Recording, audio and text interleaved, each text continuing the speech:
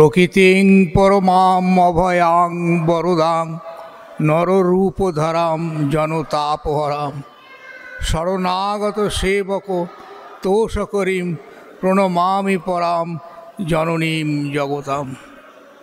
আমার পার্শ্বে উপবিষ্ট দুজন সন্ন্যাসী মহারাজ, এখানে আরও যারা রয়েছেন সন্ন্যাসী এবং ব্রহ্মচারীগণ, এবং বাইরে যে আজকে আমরা ভক্তবৃন্দের সমাগম দেখছি, এই সকলে আজকের এই পুণ্যদিনে শ্রী শ্রী মায়ের জন্মতিথিতে সকলে সমবেত হয়েছি। যদিও নানা রকম কারণবশত আমাদের এখানে পৌঁছানো সম্পর্কে অনেক রকম রেস্ট্রিকশান করতে হয়েছে, প্রাকৃতিক দুর্যোগবশত ইত্যাদি। এছাড়াও মানুষের মনের যে আকাঙ্ক্ষা ঠাকুর এবং মা এবং স্বামী সম্পর্কে, সেটা যেন দুর্বার গতিতে কিভাবে এগিয়ে চলেছে। এই আজকের যে জনসমুদ্র দেখছি, সাই থেকে অনুমান করি যে এত বছর ধরে যে ঠাকুর মা স্বামী সম্পর্কে এত চিন্তা চর্চা হয়েছে, তার প্রতিফলন এই কলকাতা এবং কলকাতার বাইরে অন্য অন্য মানুষের যে একত্রিতভাবে এখানে আসা, এই থেকে আমরা মনে প্রাণে অনুভব করতে পারি। প্রথম কথা হচ্ছে, আগে বহু পুরাতন যুগে মা সম্পর্কে বেশি আলোচনা হতো না, মা সম্পর্কে বোঝা অত সহজ ছিল না। বছরের পর বছর চলে গিয়েছে, ঠাকুর সম্পর্কে আমরা অনেক কিছু বিচার বিশ্লেষণ করেছি, স্বামীজির কথা আমরা শুনেছি, কিন্তু মা সম্পর্কে এন নীরব নিশ্চুপ ছিলাম, বুঝতাম না, জানতাম না, অথবা বুঝেও জেনেও ঠিক ঠিক জানা হয়েছে কিনা সে সম্পর্কে নিজেদের মনের সন্দেহ ছিল। ধীরে ধীরে আমাদের মনের কুয়াশা কাটতে আরম্ভ করলো। বিশেষ করে আমরা যেসব বইগুলি পড়ে থাকি তাতে এইটা শুনি যে 1953 সালে, যে পরে যে মায়ের সেন্টিনারির পর মা যেন নিজের অবগুণ্ঠনটি আমাদের কাছে ধীরে ধীরে উন্মোচিত করছেন, আরও বেশি বেশি গবেষণা চিন্তা চলতে আরম্ভ করলো। কিন্তু এইসবের পূর্ববর্তীকালে মায়ের সম্পর্কে যে কথাগুলো রয়েছে, সেই ঠাকুরের ডাইরেক্ট ডিসাইপল তারা যেটা বলেছেন শ্রী শ্রী মা সম্পর্কে, তাদের কথাগুলো আমি উদ্ধৃত করতে ইচ্ছুক। এটি একটি কথা, শরৎ মহারাজের কথা বলছি। মা যাকে বলতেন আমার ভারী, আমার ভার বহন করে, অর্থাৎ আমার রেসপন্সিবিলিটি, দেখা শুনো সেবা শুশ্রূষা, সেই তার শরৎ মহারাজ তার সম্পর্কে তার শরীর যাওয়ার পর শ্রী শ্রী মায়ের বলেছিলেন, রঙ্গময়ীর রঙ্গ দেখে অবাক হয়েছি, হাসিব কি কাঁদিব তাই বসে ভাবতেছি, বিচিত্র ভবের খেলা ভাঙো গড়ো দুই বেলা, এখনও সেই খেলা বুঝতে পেরেছি, এতকাল রইলাম কাছে বেড়াইলাম পাছে পাছে, চিনিতে না পেরে এখন হার মেনেছি। এই হচ্ছে লীলা প্রসঙ্গ শ্রীরামকৃষ্ণের, যে এত বড় একটা সুন্দর জীবনী তার রচয়িতা স্বামী শারদানন্দ মহারাজ, তিনি এই শ্রী শ্রী মাকে তার দৃষ্টিকোণ, তার চিন্তা থেকে বলেছেন যে মা সম্পর্কে অত বড় বইটি ঠাকুরের কাছে থেকে যে রচনা করেছেন লীলা প্রসঙ্গ, মায়ের সম্পর্কে বলতে গিয়ে বলছেন চিনিতে না পেরে এখন হার মেনেছে। এবারে কথা হচ্ছে, আমরা চিনতে পেরেছি কি পারিনি, এইটা অনেকে অনেক কিছু গবেষণা করে বলছে যে এই কথা বা গানের মধ্যে রয়েছে, মাকে চিনব বলে ভাবো না, কেউ করো না, তোমার আমার মা শুধু নয় জগতের মা, সকাল মা। এই যে কথা এই গানের মধ্যে দিয়ে সুন্দর ভাবটি রয়েছে যে ইউ ক্যানট ক্লেম, তুমি নিজে বলতে বুঝতে পারো না ঠাকুরকে অবতার, তার লীলা, তার সাধনা, তার উপদেশ থেকে কিছু কিছু নির্ধারণ করি। স্বামীজির যে বিশাল ব্যক্তিত্ব এবং তার যে অধ্যাত্ম মহিমা, সেগুলি দেখে আমরা তাকে নির্ধারণ করতে চেষ্টা করি। বাকি যারা গুরুভাইরা ছিলেন তারা তাদের জীবন এবং আধ্যাত্মিক জীবন এবং সেই যে ঘটনাগুলো তাদের জীবনে আছে সেই সব থেকে আমরা তাদের উপর পুরো না বুঝলেও কিছুটা কিছুটা বিশ্বাস স্থাপন করি। তা ঠাকুর সম্পর্কে বোঝা হলো, স্বামীজি সম্পর্কে বোঝা হলো, কিন্তু মায়ের সম্পর্কে তো ধরতে পারা যাচ্ছে না। কেন? এত গহন একটা কুয়াশাচ্ছন্ন এমন একটা অধ্যাত্ম প্রতিভা এই জগতে এসেছেন যাকে নির্ধারণ অত সহজে করা যায় না। কিন্তু যার সম্পর্কে কথা তার নিজের মুখের কথা থেকে যদি আমরা উদ্ধৃতি দিই তাহলে তার যে দৈব সত্তা সেটা অনুভব করতে পারবো। যেমন ঠাকুরের কথা যে এই সারদা দেবী সম্পর্কে, ও কি যে সে, ও যে আমার শক্তি, এই যে ঘটনাটা এর পেছনে রয়েছে যে শ্রী মা রান্না করে ঠাকুরের জন্যে খাবার নিয়ে আসছেন, তার ঘরে প্রবেশ করছেন এবং অনেক দু চারটে কথা বলার পরে ঠাকুর নিজের যেন যেখানে তার বিছানা শোবার জায়গা সেখান থেকে উঠে পড়ে এসো মা জগন্মাতা বলে তাকে প্রণাম করছেন। এটা কখনো দেখা যায় না যে স্বামী এবং স্ত্রীর মধ্যে এই রকম একটা সম্পর্ক, যে স্বামী স্ত্রীকে অবনত মস্তকে প্রণাম করছে যেন জগন্মাতা নিজে খাবার নিয়ে এসেছেন। এটা দেখলে আমরা বিশ্বাস করতে পারি যে শ্রীরামকৃষ্ণ কী দৃষ্টিতে সারদা দেবীকে দেখতেন। যদিও অনেক সময় ভয় পেতেন যে কিছু একটা ভুল করে আমি যদি কিছু কটু কথা বলে থাকি তার জন্য ক্ষমা প্রার্থনা পর্যন্ত করতেন। এমন ঘটনা হয়েছে যে কোথাও একটা কোনো কাজে এসেছেন, এসে উভয়ের সাক্ষাৎ হয়েছে, তো এইভাবে যখন দেখা হচ্ছে কথা হচ্ছে বিভিন্ন সময়ে, তখন এই রকম ঘটনা ঘটেছে যে একটা কিছু জিজ্ঞাসা থাকে, সেটা বলছে তোর খুড়িকে জিজ্ঞাসা করে তার সম্মতি নিয়ে তবে এই কাজটা করবি। কী কাজ? সেই কাজ সম্পর্কে হয়তো বলা নেই যে কি কাজ করা উচিত। একজন ভক্ত মহিলা এসছে, তার মনে অনেক জিজ্ঞাসা, এই সমস্ত কথা। তো বলছিলাম শ্রী মায়ের কাছে যখন জানতে এসছে, বলছে যে তুমি ঠাকুরের কাছে যাও। ঠাকুরের কাছে গিয়ে উপস্থিত হয়েছে। ঠাকুর বলছেন দেখো আমি আর কি বলবো, ওই যে নহবতে যে থাকেন শ্রী মা, ওকে একবার জিজ্ঞাসা করে দেখো না ও কী বলে। মা তো মনে হয় আপাত দৃষ্টিতে যেন ঘাবড়ে গিয়েছেন যে ঠাকুর ওইখানে থাকেন নিজের ঘরে, আর কত ভক্ত আসছে তাদের কত সমস্যা সমাধানের উত্তর দিচ্ছেন, আর আমি সামান্য একজন গ্রাম্য নারী, আমি এখানে তার সেবার জন্য রয়েছি, আর আমার কাছে পাঠিয়ে দিলেন। এ কীরকম মজার খেলা হয়েছে।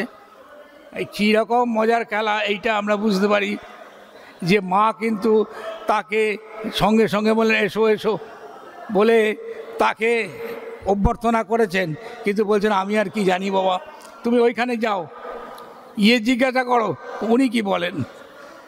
ব্যাস এ মহা মুশকিল হয়ে গেছে যে উনি কি বলেন, যে এইটা ঠাকুর শুনেছেন, এটা যে মা এইভাবে পাঠিয়ে দিয়েছেন।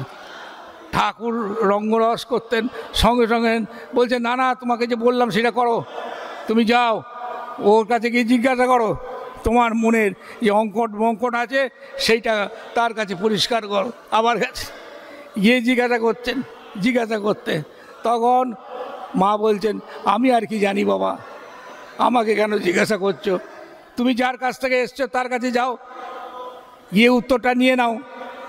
এই রকম যখন অবস্থা, দ্বিতীয়বার গেছেন, আবার ওই একই কথা, আমি জানি না, তুমি যাও ওইখানে গিয়ে জিজ্ঞাসা করো। এরপরে মা ভেতরে ভেতরে বুঝতে পেরেছেন যে ঠাকুর কৌতুক করছেন, নিজের স্বরূপকে প্রকাশ করতে গিয়ে মায়ের স্বরূপকে প্রকাশ করে দেবেন। তখন বলছেন না না তুমি যাও, সেখানে যাও। এইবার দুবার তিনবার যাতায়াতের পরে তখন মা তার পুজোর যে রয়েছে পুষ্পপাত্র, সেখান থেকে একটা বেলপাতা দিলেন, এইটা বাড়িতে রেখে দিও, এই জিনিসটা মহামূল্যবান এমন একটা বস্তু, তো একে রেখে দাও আর তোমার সমস্যার সমাধান হয়ে যাবে। তো দেখুন ঠাকুর তো দু চারটে মুখের কথা উপদেশ দিয়ে তার সমস্যা সমাধান করতেন, সেটা সেইভাবে করলেন না, মাকে দিয়ে করালেন। মায়ের কৃপা হস্ত উন্মোচিত হলো এই একটা বিল্লপত্র দিয়ে। এই যে অদ্ভুত লীলা এই পৃথিবীর ইতিহাসে, অবতার এবং তার শক্তিরা তারা এসেছেন এই রকম পরস্পরের মধ্যে জগতের কল্যাণের জন্য যেভাবে তারা কাজ করেছেন, আমরা ভাবলে কোনো রকম ফর্মুলা দিয়ে কোনো কিছু দিয়ে এর মাপযোগ হিসাব নিকাশ করতে পারি না। সেই জন্যে এই শ্রীরামকৃষ্ণ যখন অন্তর্ধান হলেন, তখন শ্রী মা যেন তার নিজের দৈব ভাবে বললেন, আমার আর কি থাকার দরকার, আমিও তাহলে যাই। তখন শ্রীরামকৃষ্ণ আবির্ভূত হয়ে বলছেন, না না, অনেক কাজ বাকি, তোমাকে এখনো অনেক কাজ করতে হবে, তাহলে তোমার মরা চলবে না। একেবারে ভার্বাটিম বলছি, এখানে থাকতে হবে, অনেক কাজ বাকি আছে। আমরা আশ্চর্য হই যে 1886 সালে শ্রীরামকৃষ্ণ এই পৃথিবী থেকে অন্তর্ধান হলেন। শ্রী শ্রী মাকে বললেন, তোমাকে অনেক কাজ করতে হবে। আমি মেয়ে মানুষ, সাধারণ একজন গ্রাম্য নারী, খাবার দিতে এসেছেন, ঠাকুর ওসব কথা বাদ দিয়ে খাওয়া, তুমি এখন খেয়ে নাও তো, ওসব কথা পরে হবে। বলছে, না না, তোমাকে অনেক কিছু করতে হবে, আমি আর কি করব।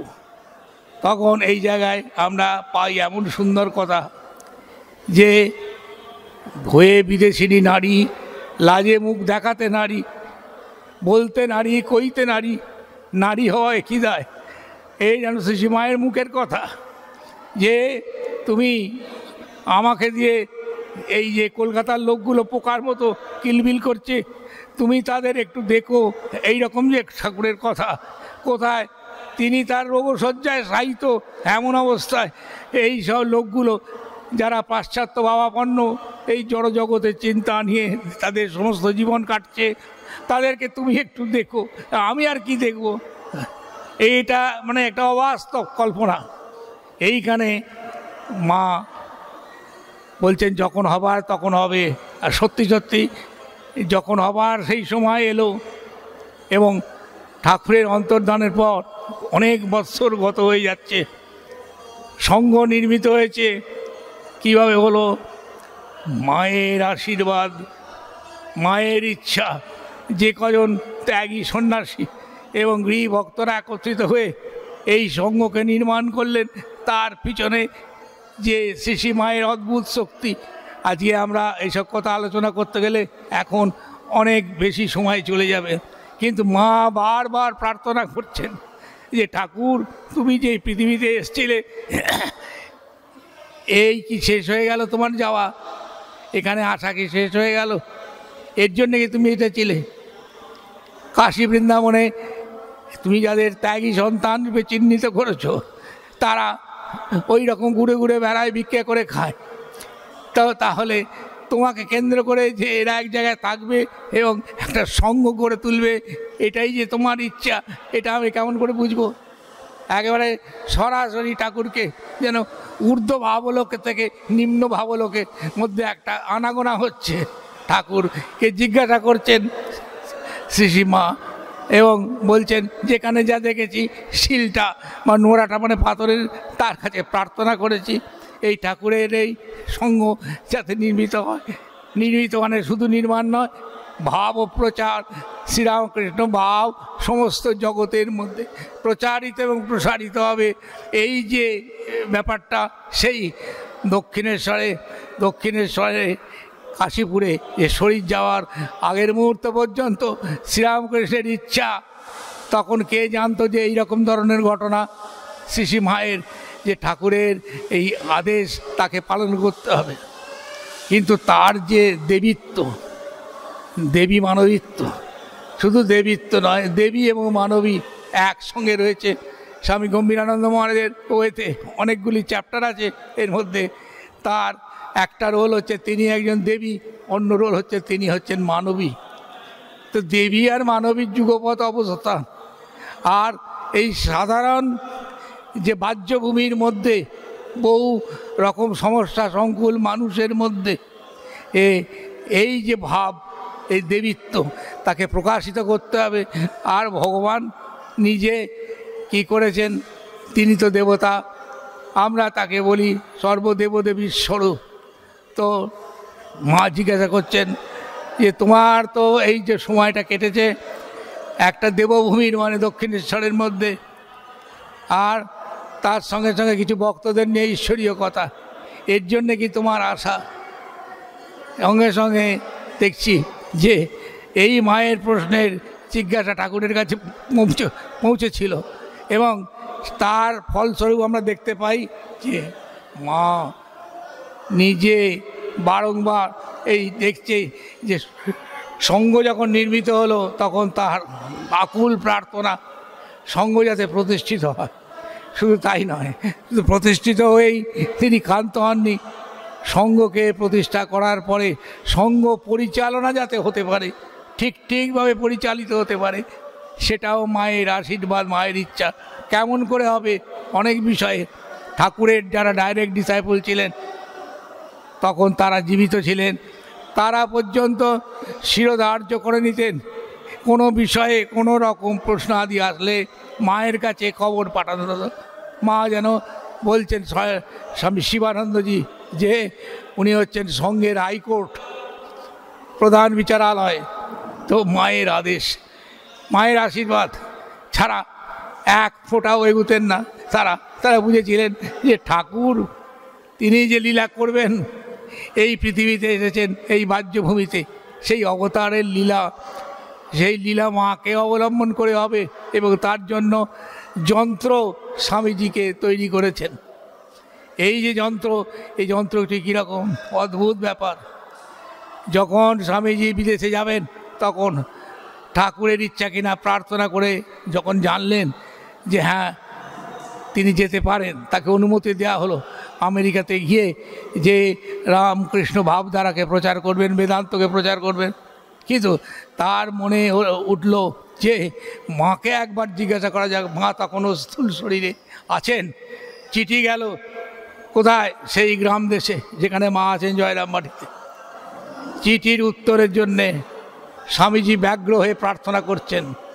অন্য যেসব ভক্তরা রয়েছে সেই মাদ্রাজে বা অন্য স্থানে, তারা সমস্ত সহায়তা করবে এই প্রতিশ্রুতি দেওয়ার সত্ত্বেও স্বামীজির যেন কিছু একটা বাধো ঠেকছে, তিনি পূর্ণরূপে নিজেকে প্রস্তুত করতে পারছেন না। সেই সময় মায়ের উত্তর এলো। মায়ের উত্তরে মা অনুমতি দিয়েছেন। স্বামীজি বলছে যাক, এখন আমি নিশ্চিন্ত হলাম, এখন আমি সেই দেশে যেতে পারবো। আর এই দেশে দেশে গ্রামে গ্রামে ঘুরে ঘুরে এই যে লেকচার দিচ্ছি, এত লোক আমার কথা শুনছে, এত লোক আমার ভাব নিচ্ছে, এসব কি জানো ভাই, এ হচ্ছে সেই জগন্মাতা। তার ইচ্ছা হলে বীরভদ্র ভূত পেত সব হজম করতে পারি। তো এই জন্য স্বামীজি একেবারে নতমস্তকে স্বীকার করছেন যে কি করে, কেমন করে, কীভাবে অলৌকিক শক্তির দ্বারা আমি এই মহাকার্য সম্পন্ন করতে পেরেছি। এই যে শিকাগোতে যে পার্লামেন্টারি রিলিজিয়নের বক্তৃতাতে যখন তারা শুনে মুগ্ধ হয়েছে এবং সমস্ত জগৎবাসী শুনেছে, এ তো সেই মায়েরই আশীর্বাদ। আচ্ছা, মায়ের স্বরূপ সম্পর্কে দু চার কথা বলি। মা নিজেকে গোপনে রেখেছেন, আত্মগোপন করে রাখা। ভক্তরা খুব যদি বারবার জিজ্ঞাসা করে, জানতে চায়, তখন হয়তো কখনো কখনো একটু প্রকাশ করেন। আমার পূর্ববর্তী বক্তারা বললেন, মাকে জিজ্ঞাসা করেছে যে ঠাকুরকে ভগবান এই হিসেবে বলি বা আমরা পুজো করে থাকি, তুমি কে? সরাসরি উত্তর, এটা কেটে যাচ্ছে না, আমি আবার কে? আমি হচ্ছি ভগবতী। ব্যাস, এরকম একটা একটা করে কাটা কাটা উত্তর। এই রকম ধরনের উত্তর এই যে কথাগুলোর ভেতর দিয়ে যে ব্যক্ত হয়েছে, এর দ্বারা একমাত্র আমরা জগন্মাতাকে চিন্তা করে, তার ধ্যান করে, তখন এই সমস্ত বাক্য যেসবগুলো তার সম্পর্কে স্তব স্তুতি তার ভেতর দিয়ে বা তাকে তার চরণে প্রার্থনা জানিয়ে আমরা জানতে পারি। ওটা হয়ে গেল 5টা, টাইম হয়ে না, টাইম হয়ে গেছে না, টাইম হয়ে গেছে আর 5 মিনিট। যাই হোক, এখন আমরা একটু সময়টা দেখে নিচ্ছি কারণ আমাদের টাইম খুব কম। তো যে সমস্ত ঘটনা রয়েছে তার মধ্যে দু একটা উল্লেখ করব। মা গিয়েছেন রামেশ্বরে। রামেশ্বরে কোন যুগে সেইখানে শিবলিঙ্গ প্রতিষ্ঠা হয়েছে এবং সেখানে মা এটা দর্শন করছেন। আর হঠাৎ তার মুখ দিয়ে বেরিয়ে এলো, কি বেরিয়ে এলো, যা দেখেছিলাম সেই রকমই দেখছি। মানে সেই শিবলিঙ্গ প্রতিষ্ঠা করে গেছেন কোন যুগে, রামচন্দ্র, সেই রকমই রয়েছে। তখন একজন ভক্ত মহিলা, কি বললে মা, কি বললে মা? মা কিন্তু আর বেশি কথা বললেন না, সম্পূর্ণরূপে চেপে গেলেন। মানে এটার দ্বারা কি প্রমাণিত হচ্ছে যে যে যুগে ভগবান রামচন্দ্র রূপে আবির্ভূত হয়েছিলেন, এই যুগে তিনি যেন রামকৃষ্ণ রূপে এসেছিলেন, এবং যে যুগে ভগবান ভগবতী সীতাদেবী রূপে এসেছিলেন, এই যুগে ভগবতী সারদা দেবী রূপে আবির্ভূত হয়েছিলেন। তো এই যে মিলটা আমরা পাচ্ছি, এইটা আমরা কেমন করে বুঝে উঠতে পারবো? একটার সঙ্গে আরেকটাকে লিঙ্ক, যে অবতার পুরুষ যুগে যুগে যে আসেন এবং সত্যি সত্যি সেই ব্রহ্ম তিনি যুগে যুগে আবির্ভূত হন, এবং এই যুগেও তিনি এসছেন, এই যুগের প্রয়োজনে তিনি এসেছেন, পুরো যুগের প্রয়োজনে তিনি এসেছিলেন। এখন কথা হচ্ছে, আমরা এই সমস্ত বিষয় সম্পর্কে আলোচনা করতে গেলে আমাদের লাভ কি? আমরা এই বর্তমান কলিযুগে যেখানে বিজ্ঞান রয়েছে, জড়বাদী সভ্যতা রয়েছে, এগুলো করে আমাদের লাভ কি? এই প্রশ্ন। ভগবান সমস্ত পৃথিবীর যা কিছু সমস্যা এই যুগে এসেছে, আগের যুগে ছিল এবং পরবর্তী যুগেও আসবে, তিনি সে সম্পর্কে অবহিত।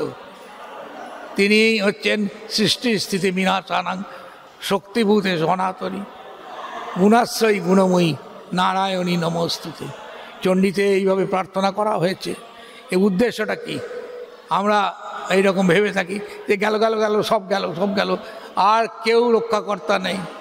এই চণ্ডীতে বলছে যে যখনই জানবে যে দানবদের অত্যাচারে জগৎ একেবারে অভিভূত হয়ে যাবে, দুঃখ কষ্টে প্রপীড়িত হবে, আমি আসবো সেই সময়। এই রকম ধরনের কথা আমি আশ্বাস দিয়ে যাচ্ছি, এই কথা চণ্ডীতে বলেছেন।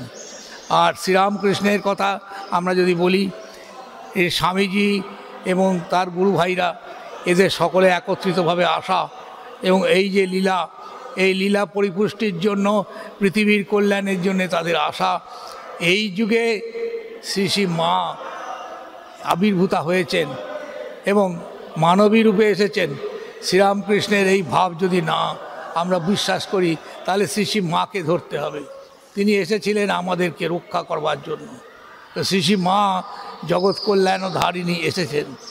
তো তার চরণে এই প্রার্থনা সবসময় রাখতে হবে, আমাদের বুঝতে হবে যে তিনি হচ্ছেন অভয়াং বরদাং, অভয় দিতে এসেছেন। নররূপ ধরা জনতাপ হরা, মানুষ রূপ ধারণ করে, এবং শরণাগত যারা আছে তাদের তিনি উদ্ধার করবেন, এই কথা তিনি আশ্বাস দিয়ে বলেছেন। মানে যেটা মানুষের শক্তির অতীত, তার দৈবী শক্তি বারংবার এই পৃথিবীতে আসে এবং লীলা করে যান। লীলা যখন করেন আমরা বুঝতে পারি না, জানতে পারি না, ধারণা করতে পারি না। এইভাবে ভগবান যুগে যুগে এসেছিলেন। এই শ্রীকৃষ্ণের সঙ্গে রাধিকা রূপে, বুদ্ধের সঙ্গে যশোধরা, যে যুগে যেরকম প্রয়োজন সেই রকম তারা এসেছেন। তো আজকে আমরা এই সময় তাদের দেখতে পাচ্ছি যে তারা একের পর এক আসেন, এবং এত বিরাট একটা ব্যবধান এক যুগের লীলার সঙ্গে অন্য যুগের লীলার, আমাদের ইতিহাসের খাতা খুঁজে বার করতে পারি না। এটা অদ্ভুত ব্যাপার, এতখানি পার্থক্য হয়ে যায়। কিছু কিছু মিল পাই, চৈতন্যদেব বিষ্ণুপ্রিয়া এসেছেন, এইরকম আমরা পূর্ব যুগে এই শ্রীকৃষ্ণের সঙ্গে শ্রী রাধিকা দেখে থাকি। তো ভগবান এবারে শ্রীরামকৃষ্ণ সারদা দেবীকে সঙ্গে নিয়ে এসেছেন, এবং তার প্রকাশ তাদের ছোট ছোট কথা এবং তাদের জীবন এবং বাণী এবং নিত্যনৈমিত্তিক যে সমস্ত ঘটনা, তাদের কাছে আমরা তাদের শিক্ষা থেকে যদি আমরা প্রার্থনা করি এই সমস্ত বিষয় সম্পর্কে জানতে পারি, বুঝতে পারি। এই যে আমরা প্রতি বছর বছর যেরকমভাবে উৎসব করে থাকি, এই উৎসব করার উদ্দেশ্য হচ্ছে এইগুলিকে বারংবার স্মরণ করা, পুনর্বার স্মরণ করি, এবং তাতে কি হয়, আমাদের সকলের, আমাদের যে যুগ, আমাদের মতো মানুষের কল্যাণ হয়। এই কথা বলে আপনাদের সকলকে আন্তরিক নমস্কার এবং শুভেচ্ছা জানিয়ে আমার বক্তব্য শেষ করলাম।